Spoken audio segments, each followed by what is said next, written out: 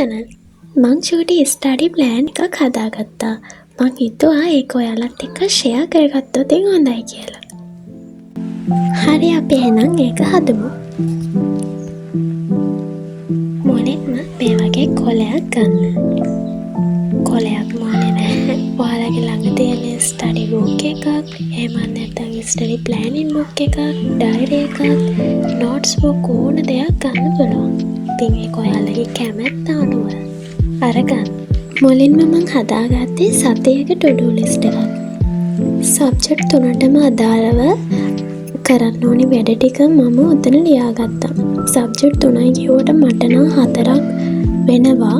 ඉතින් ඔයාට තියෙන සබ්ජෙක්ට් ගාන අනුව ඔයාගේ හිතේ තියෙන වැඩ ටික අනුව උතන ලස්සනට හදාගන්න පුළුවන්. ඔයාට කොට ගැහලා තියෙන වැඩක් හරි නැත්නම් ඩේලි කරන්න තියෙන වැඩක් හරි මොනියම් හෝ වැඩක් තමයි මෙතනට අපි දාගන්නේ. ඉතින් ඒක ඔයාලනේ දන්නේ මේ මගේ වැඩ ටික තමයි මම ලියාගන්නේ. ඉතින් ඔයාලගේ අයිඩියා එක අනුව මේ කොලේ ලස්සනට හදාගන්න පුළුවන්.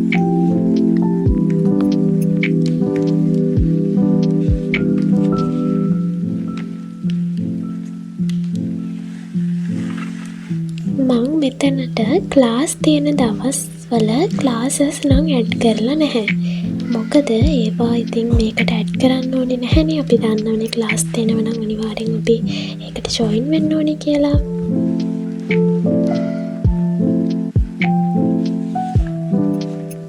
ඉතින් මම මේ විදිහට මගේ සබ්ජෙක්ට් 4ට අදාළව වැඩ ටිකක් ලියාගත්තා. මම සබ්ජෙක්ට් 4ට අදාළව එකපාරටම ගන්න දැම්මේ. ඉතින් ඔයාලා කැමති නම් ඔයාලට මේ වැඩ ටික කරලා ඉවර කරන්න පුළුවන් කියලා හිතෙනවා නම් ඔයාට තව වැඩ මේකට එකතු කරගන්න පුළුවන්. ඒ කියන්නේ මම දැන් ෆිසික්ස් වල නම් PV වක්‍ර කියන කොටස විතරයි මේ සතියට දාලා තියෙන්නේ. ඒකට අමතරව තව කොටසක් මේකට ඇඩ් කරගන්න පුළුවන්.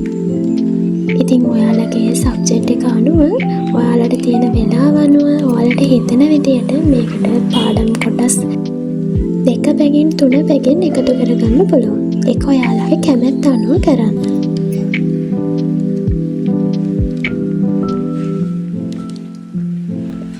ඒ වගේම දැන් මම මේ පෙන්වන විදියට චූටි කොටු ටිකකුත් ඉස්සරහින් ගෙනගන්න. එතකොට අපිට ඒ වැඩේ කරා කියලා පොඩි නෝට් එකක් දාගන්න පුළුවන්. එතකොට ඉතින් අපේ හිතටත් හොඳයිනේ.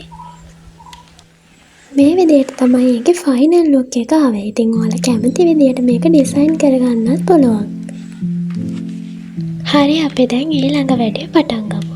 මේක තියෙන්නේ අපි සතියේ දවස් 7ට මොනවද කරන සබ්ජෙක්ට් කියලා ලියාගන්න එක. ඒ කියන්නේ අපි සඳුදා ඉඳන් ඉරිදා වෙනකන් එකම සබ්ජෙක්ට් එකක් නෙමෙයිනේ කරන්නේ. එක්ක දවසට සබ්ජෙක්ට් දෙකක් හරි නැත්නම් 3ක් හරි කරනවා. ඉතින් මම නම් දවසට එක සබ්ජෙක්ට් එකයි කරන්නේ. ඒකෙන් හින්දා මම දවස් 7 බෙදාගන්නේ මෙන්න මේ විදියට. ඉතින් ඔයාලගේ හිතේ තියෙන විදියට, ඔයාලා කැමති විදියට ඔයාලගේ සබ්ජෙක්ට් එක වෙන් කරගෙන දවස් 7ට දාගන්න පුළුවන්. මම මේ හදන විදියටම හදන්න ඕනි කියලා එකක් නැහැ. ඉතින් මගේ අඩුපාඩු තියෙනවා නම් ඔයාලා ඒවා බලලා ඔයාලගේ විදියට හදාගන්නත් පුළුවන්. මේ කොලේ නම් චොට්ටක් වැඩි වුණා. ඒකෙන් හින්දා මම ටිකක් කපා ගන්නවා වටේ.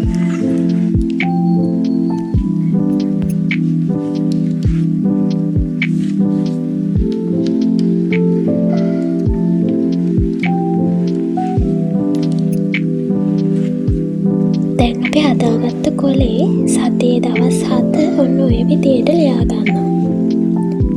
මම නම් මණ්ඩේ වලින් තමයි පටන් ගත්තේ.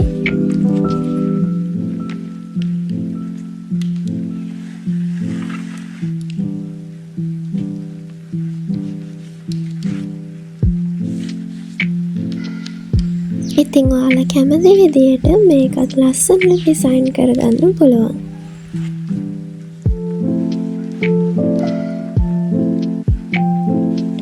හරි දැන් ඒකත් හරි. ඉතින් ඔයාලගේ මේ දවස් 7ට ඔයාලා කැමති විදියට එක එක සබ්ජෙක්ට් හරි දෙක ගානේ හරි ඇඩ් කරගන්න පුළුවන්.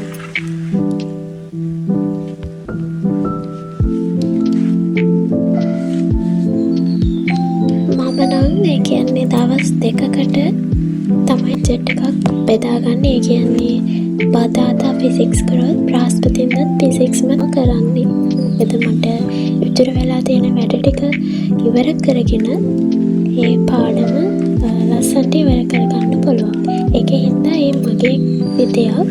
ඉතින් ඔයාලා කැමති විදියට ඔයාලගේ ටයිම් ටේබල් එක හදාගන්න පුළුවන්. අපි එහෙනම් ඒකත් හදාගෙන ඉවරයි. දැන් මේ විදියට තමයි මගේ ෆයිනල් ලුක් එක ආවේ.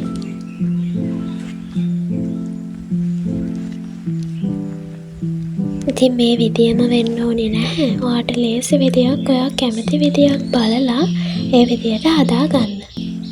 මං පොඩි අයිඩියා එකක් විතරයි මේ දෙන්නේ. හරි, අපි දැන් ඊළඟට හදන්නේ අපේ ටු-ඩු ලිස්ට් එක දවසකට හදාගන්න. දැන් අපි ටු-ඩු ලිස්ට් එක කලින් හැදුවේ සතියේටනේ.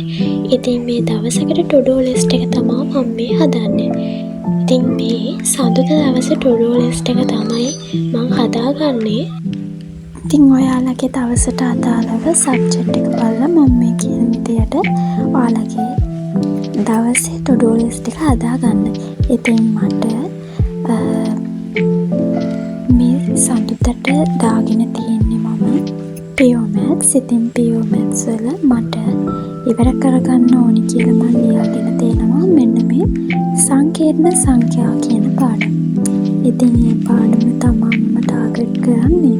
ඉතින් මේකේ මට මගේ ඇරලා තියෙන රෙකෝඩින්ග්ස් සහ තියරි නෝට්ස් ඒ වගේම පාස්ට් පේපර්ස් මම මේ දවස් ඇතුළත කරන්න බලාපොරොත්තු වෙනවා. ඉතින් ඒ ටික මම ලියාගෙන මගේ දවසේ ටු-ඩු ලිස්ට් එක හදාගන්නවා.